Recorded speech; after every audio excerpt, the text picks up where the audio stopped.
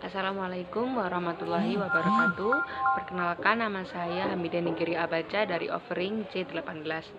Pada kesempatan kali ini saya akan menjelaskan materi tentang manusia dalam kajian agama. Manusia dalam Al-Quran memiliki beberapa nama lain. Yang pertama yaitu Bani Adam. Dalam surat Yasin ayat 60 dikatakan, "Bukankah aku telah memerintahkan kepadamu, hai Bani Adam, supaya kamu tidak menyembah syaitan? Sesungguhnya syaitan itu adalah musuh yang nyata bagimu."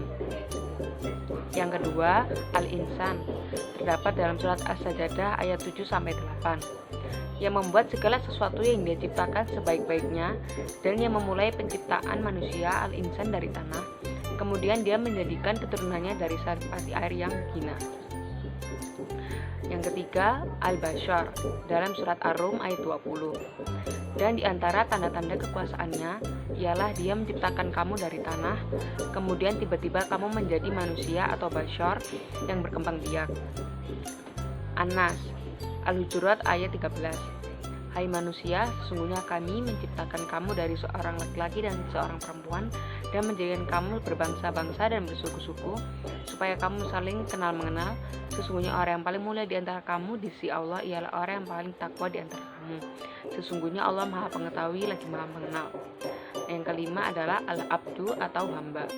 Kemudian tujuan berikutnya yaitu mengabdikan diri, ibadah kepadanya. Hal ini sudah tercantum dalam surat At-Toha ayat 14, yang artinya, sesungguhnya aku ini adalah Allah dan tidak ada Tuhan hak selain aku, maka sembahlah aku dan dirikanlah sholat untuk mengingat aku. Kemudian yang ketiga, menjadi khalifah di muka bumi ini. Hal ini tercantum dalam surat Al-Baqarah ayat 30. Menjadi pemimpin di bumi ini agar bisa melestarikan dan menjadikan alam semesta dengan sebaik-baiknya sesuai dengan ajaran Al-Quran, tuntutan Rasulullah SAW.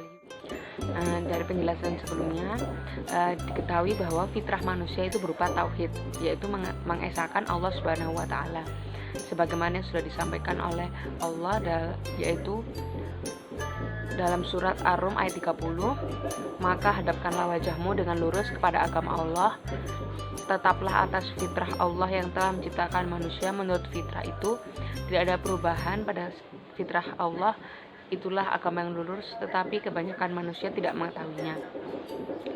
Rasulullah SAW mengatakan, setiap yang dilahirkan itu dalam keadaan fitrah atau suci, berdasarkan hadis riwayat Bukhari. Yang menentukan anak itu beragama Yahudi atau Nasrani itu adalah orang tua dan keyakinan yang dia punya.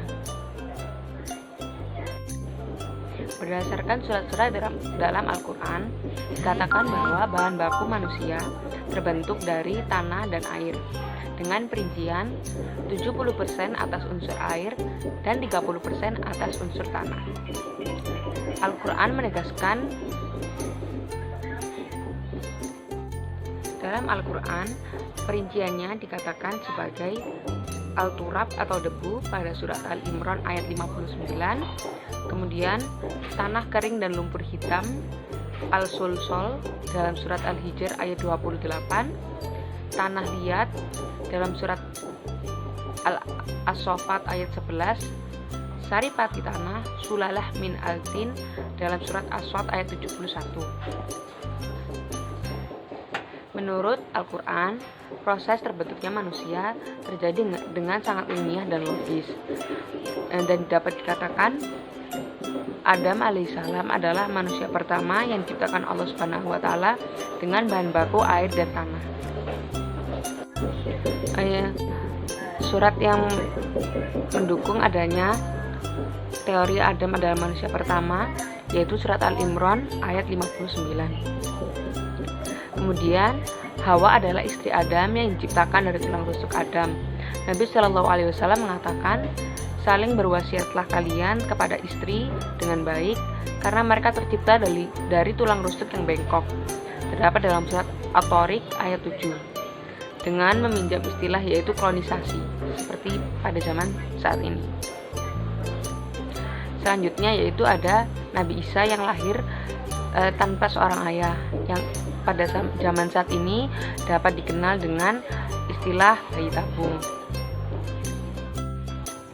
Sekian dari saya, kurang lebihnya mohon maaf. Wassalamualaikum warahmatullahi wabarakatuh.